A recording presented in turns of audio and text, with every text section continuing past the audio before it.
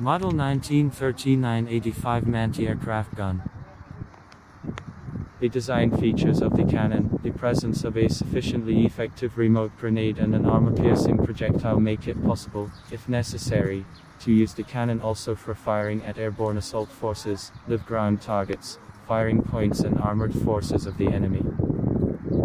The 85 anti-aircraft gun possesses high combat and tactical technical properties necessary to defeat suddenly appearing and rapidly moving targets.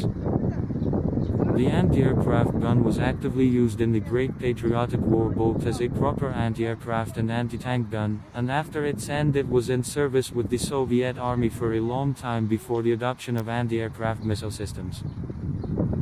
The 52K cannon was transferred or sold to other countries to equip their armed forces. Part of the 52K anti-aircraft guns, after decommissioning, was converted for peaceful use in mountainous areas as avalanche guns.